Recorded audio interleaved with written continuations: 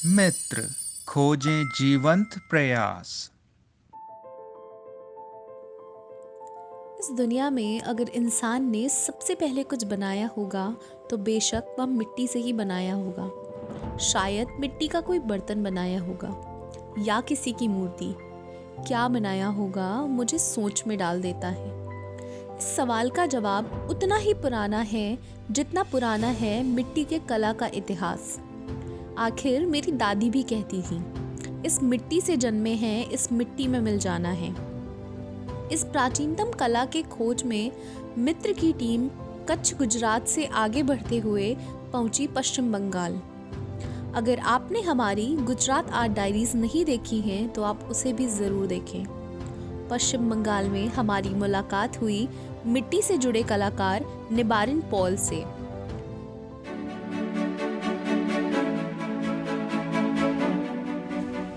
जब मैं 12-13 साल का था तब से मैंने इस काम को करना शुरू किया। समय की मांग के मुताबिक हम अलग अलग वस्तुएं बनाते आ रहे हैं। मेरे दादाजी जो कुछ बनाते थे वह अब नहीं चलता है। मेरे पिताजी तेल रखने वाला पॉट बनाते थे, अब उसकी मांग नहीं है। अब लोग फूल रखने वाला फूलदान मांगते हैं। तो अब मैं यही बनाता हूँ, जैसे कलमदानी, गमले, पानी की बोतलें और अन्य डेकोरेटिव चीज़ें। निबारिन पॉल जी की कला व मेहनत को देखकर हम दंग रह गए। मिट्टी के बर्तन, खिलौने, मूर्तियाँ और न जाने कितने ही बेहद खूबसूरत सजावटी सामान वो बनाते हैं।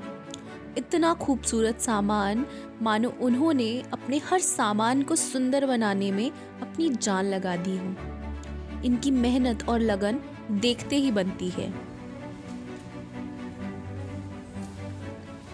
हमारी कला एक प्राचीनतम कला है और मैं इस कला को संरक्षित रखना चाहता हूँ। और यह काम पूरी तरह हाथ का है, मशीनों का बिल्कुल प्रयोग नहीं होता। यह चीज़ इतना आसानी से टूटती भी नहीं, लेकिन हर चीज़ कभी ना कभी ख़त्म तो होती ही है। फाइबर को भी धूप में रखोगे तो वह भी टूट जाएगा, पर अन्य सिंथेटिक पदार्थों के मुकाबले मिट्टी का बर्तन टूटने पर प्रदूषण नहीं करता।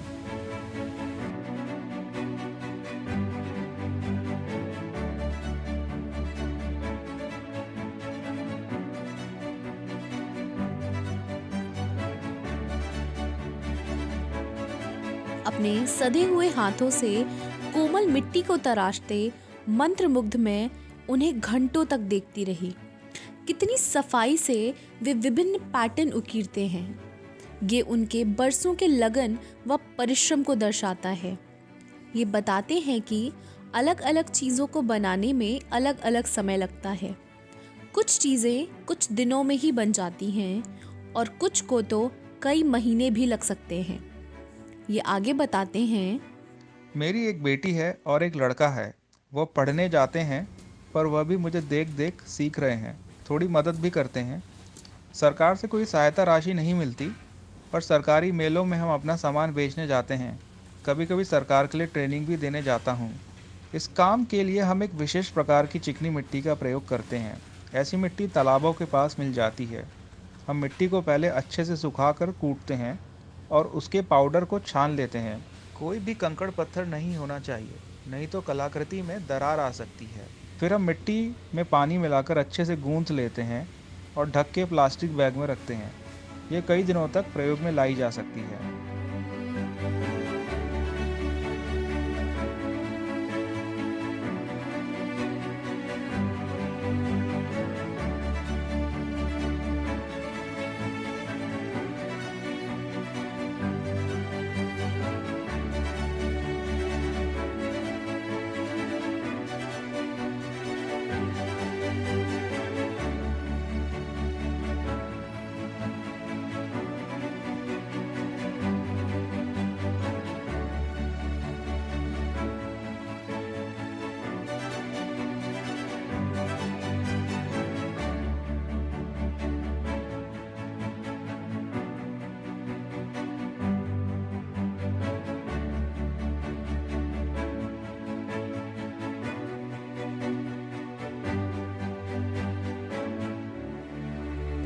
जब मैंने उनसे पूछा कि मित्र का हिस्सा बनकर आपको कैसा लग रहा है, तो इनका जवाब हमें काफ़ी समझदार व प्रेरणादायक लगा।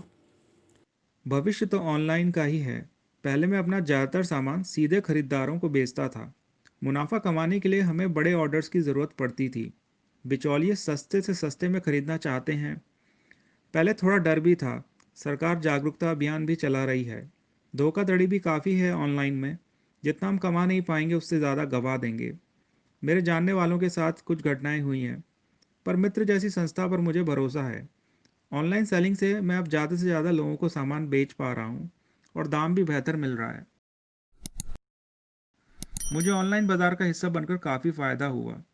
मित्र की वजह से अब मैं देश विदेश तक अपना सामान बेच पा रहा हूँ और इसमें मेरा कोई खर्चा भी नहीं हुआ। मुझे काफ़ी सुरक्षित और सफल माध्यम लगा। पुरातत्वविदों का मानना है कि अब तक हुई ऐतिहासिक खोजों में मिट्टी से बनी सबसे पुरानी कृति 31,000 साल पुरानी मूर्ति वेस्ट्रोनिका वेनिस है। हजारों सालों की यात्रा कर ये कला बहुत दूर आ चुकी है। मित्र की टीम और मुझे गर्व है कि हम निबारण पॉल और उनकी कला को ऑनलाइन आयाम तक ला पाए। मित्र आपके लिए ऐसे ही दिलचस्प कला और कलाकारों की कहानियाँ लाता रहेगा।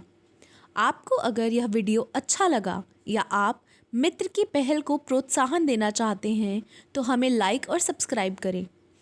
अब हम आपसे मिलेंगे अपने अगले वीडियो में, बताएंगे बैम्बू बांस से बनी ज्वेलरी के बारे में। तब तक के लिए धन्यवाद।